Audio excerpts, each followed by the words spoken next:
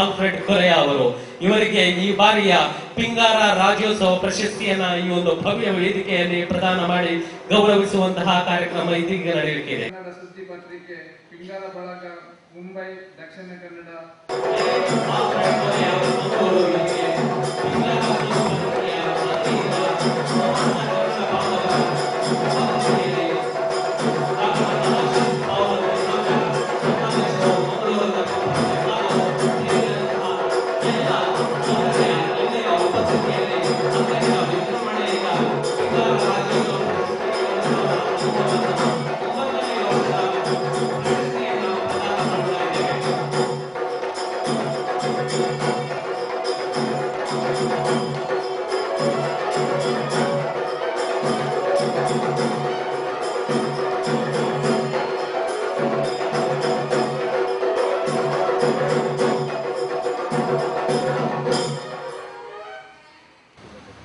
ಇಂದಿನ ದಿನಗಳಲ್ಲಿ ಸನ್ಮಾನವನ್ನು ಕೇಳಿ ಪಡೆಯುವ ರೂಢಿ.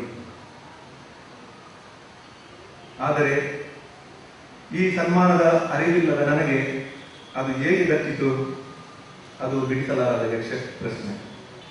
ಯಾರು ನನ್ನ ಹೆಸರನ್ನು ಈ ಸನ್ಮಾನಕ್ಕಾಗಿ ಸೂಚಿಸಿದರೋ ಅದು ಒಂದು ಒಗಟು.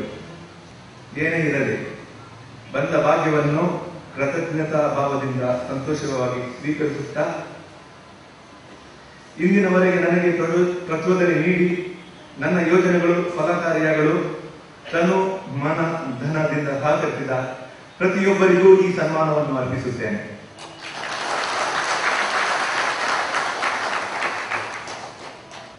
ಪಿಂಗಾರ ಈ ಸಮಿತಿಯವರು ಸನ್ಮಾನವನ್ನು ಕೊಡುವ ಮುನ್ನ ಇದರ ಮಹತ್ವದ ಬಗ್ಗೆ ಬಹಳಷ್ಟು ಯೋಚಿಸಿರಬಹುದು ಹಾಗೂ ಪಡೆದುಕೊಳ್ಳುವ ನಾನು ತುಂಬಾ ಚಿಂತನೆಯನ್ನು ಮಾಡಿರುವೆನು. ಕಾರಣ ಇಷ್ಟೇ, ಸನ್ಮಾನ ಇದು ಅರ್ಥಪೂರ್ಣವಾದುದು. ಇದರಲ್ಲಿ ಕೊಡುವವರಿಗೆ ಜವಾಬ್ದಾರಿ ಇದೆ, ಪಡೆಯುವವರಿಗೆ ಪ್ರಚೋದನೆ ದೊರಕಿದೆ. ಬಹಳ ಸಂತೋಷ. ಆದರೆ ಪ್ರಚೋದನೆಗೊಂಡ ನಾನು ನಿಮ್ಮೆಲ್ಲರಿಗೆ ಇನ್ನೂ ಸ್ವಲ್ಪ ಜವಾಬ್ದಾರಿಯನ್ನು ಕೊಡಲು ಇಚ್ಛಿಸುತ್ತೇನೆ. ಸೌಹಾರ್ದ ಫೌಂಡೇಶನ್ ಸಂಸ್ಥೆಯು ದಾನ ಧರ್ಮಿಷ್ಠರ ಸಹಕಾರದಿಂದ ತನ್ನ ಯೋಜನೆಗಳನ್ನು ಇಂದಿನವರೆಗೆ ಫಲಪ್ರದವಾಗಿ ನಡೆಸಿಕೊಂಡು ಬಂದು ನಿಮಗೆ ತಿಳಿದಿರುವಂತೆ ಮೊದಲು 34 ಮನೆಗಳು, ನಂತರ 32 ಮನೆಗಳ ಉದ್ಘಾಟನೆ ಮಾಡಿದೆ. ಇನ್ನು ಬರುವ ತಿಂಗಳಿನಲ್ಲಿ 32 ಮನೆಗಳ ಉದ್ಘಾಟನೆಯಾಗಲಿದೆ. ಈ ಮನೆಗಳು ಬಡವ ಬಲ್ಲಿದರಿಗೆ ಅವರ ಸುಂದರ ಕನಸುಗಳೊಂದಿಗೆ ಸಂತೋಷವಾಗಿ ಬಾಳಲು ಸಹಕಾರಿಯಾಗಿದೆ. ಫಲಾನುಭವಿಗಳು ಅನುಭವಿಸುವ ಸಂತೋಷವನ್ನು ನನಗೆ ಮಾತುಗಳಿಂದ ವರ್ಣಿಸಲು ಅಸಾಧ್ಯ. ಇಂತಹ ಸಂತೋಷದಲ್ಲಿ ನೀವು ಭಾಗಿಗಳಾಗಿ.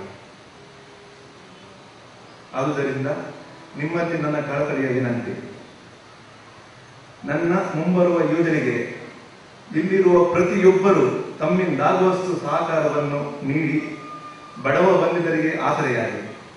They are unable to realize this lifetime dream, and we see so many people around us who throughout their lifetime are unable to achieve such a huge dream. Roti, kapda or makan, these are the 3 basic necessities of human life to live a dignified life. What shall I say about Mr. Eric, who helps people to live a dignified life? I had heard his name in the past, but I am lucky to see him personally today. Having built so many houses for poor people, can you imagine the magnitude of or the amount of blessings that he and his family must be getting along with his other associates? The satisfaction that he must be having within his heart, I can say, I had a fraction of his experience few months back, or maybe 6-7 months back. I'm involved in the construction industry, building so many houses across 2 states and around 8 cities in Maharashtra and Karnataka. But that is a commercial venture, where my motto is to look at the profit. How can I maximize the profit? But I had the pleasure of experiencing myself helping someone achieve a very poor family. A few months back, sir, I built a small house, not like so many houses, for a very remote village for a downtrodden family, where I built the house and I called my wife from my mother and other family members from Mumbai to inaugurate that house. The joy that I could see on their family's face, I had not realized what I was doing because it was done by my staff, not by me, and they invited me for the inauguration. But at the end of the day, when the house was inaugurated, I could see the tears in the eyes of the entire family, who would have never been able to, they wouldn't have been able to build a house for themselves.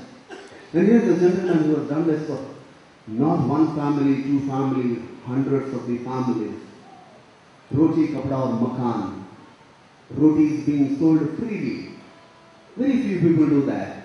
But roti is actually a business that people do, hoteliers. Makan, like builders like us, we do it as a business. But how many actually do it for free? I'm sure Mr. Eric must be going through so many hardships, or he must have gone through so many hardships, so many sacrifices. It's not easy to do social work. Samaja Seva is not easy. Shriman Raymond D Schooler ಅವರು ಒಂದು ಉತ್ತಮ ಕಾರ್ಯವನ್ನು ಮಾಡ್ತಾ ಇದ್ದಾರೆ. ಇಲ್ಲಿ ಪ್ರಶಸ್ತಿ ಪ್ರದಾನ ಮಾಡುವಂತಹ ಒಂದು ಉತ್ತಮ ಕಾರ್ಯ. ಅವರಿಗೆ ನಾನು ಪ್ರಥಮವಾಗಿ ಅಭಿನಂದಿಸುತ್ತೇನೆ.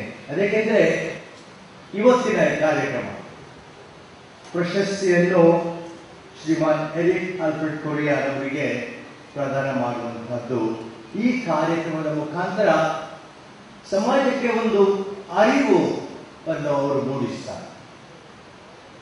ಅರಿವೇನೆಂದ್ರೆ ಇಂಥ ಮಹನೀಯರು ನಮ್ಮ ಸಮಾಜದಲ್ಲಿ ಒಳ್ಳೆಯ ಒಂದು ಕೆಲಸವನ್ನು ಮಾಡ್ತಾರೆ, ಅವರಿಗೆ ನಾವು ಮರೆಯಬಾರದು. ಸಮಾಜ ಅವರ ವಿಷಯ ಕಾಳಜಿಯನ್ನು ಇಟ್ಕೊಳ್ಬೇಕು. ಆ ಒಂದು ಸಮಾಜಕ್ಕೆ ಅರಿವು ಮೂಡಿಸುವಂತ ಒಂದು ಬಹಳ ಸತ್ಕಾರ್ಯ ಶ್ರೀಮಾನ್ ರೇಮಂಡ್ ಡಿ ಕೂದರ್ ಅವರು ಮಾಡಿದ್ದಾರೆ. ಅದಕ್ಕಾಗಿ ನಾನು ಹೇಳಿದ್ದೇನೆ, ಪ್ರಥಮವಾಗಿ ಅವರಿಗೆ ನಾನು ಅಭಿನಂದಿಸ್ತೇನೆ. ಅವರ ಈ ಸತ್ಕಾರ್ಯ ದೇವರಿಗೆ ಮೆಚ್ಚುವಂತಾಗಲಿ, ದೇವರು ಅವರಿಗೆ ಕೃಪಾವರಗಳನ್ನು ದಯಪಾಲಿಸಲಿ ಎಂಬುದಾಗಿ ನಾನು ದೇವರಿಗೆ ಪ್ರಾರ್ಥಿಸ್ತೇನೆ. ಶ್ರೀಮಾನ್ ಎರಿಕ್ ಆಲ್ಫ್ರೆಡ್ ಕೊರಿಯರ್ ಅವರು 98 ಮನೆಗಳನ್ನು ಕಟ್ಟಿ 98 ಕುಟುಂಬಗಳಿಗೆ ಜೀವನದಲ್ಲಿ ಒಂದು ಭರವಸೆಯನ್ನು ಅವರು ನೀಡಿದ್ದಾರೆ ಎಂದು ಹೇಳಲು ನಾನು ಸಂತೋಷಪಡ್ತೇನೆ. ಮನೆ ಒಂದು ಕುಟುಂಬಕ್ಕೆ essential need, 3 needs: house to live, clothes to dress, and food to eat. ಈ 3 ಅಗತ್ಯಗಳು ಎಲ್ಲ ಮಾನವರಿಗೆ ಇರುವಂತಹದ್ದು. ಆ ಅಗತ್ಯಗಳನ್ನು ಒಂದಲ್ಲ ಒಂದು ರೀತಿಯಲ್ಲಿ ಪೂರೈಸುವಾಗ ನಾವು ಸಮಾಜಕ್ಕೆ, ಮಾನವನಿಗೆ ಒಳಿತನ್ನು ಮಾಡ್ತೇವೆ. ಸತ್ಕಾರ್ಯ ಅದೊಂದು ದೇವರ ಎದುರಿಗೆ ಅದೊಂದು ಬಹಳ ಉತ್ತಮವಾದ ಕಾರ್ಯ ಎಂಬುದಾಗಿ ಪ್ರಭು ಯೇಸು ಕ್ರಿಸ್ತರ ಮಾತಿನಲ್ಲಿ ನಾನು ಹೇಳಲಿಚ್ಛಿಸುತ್ತೇನೆ.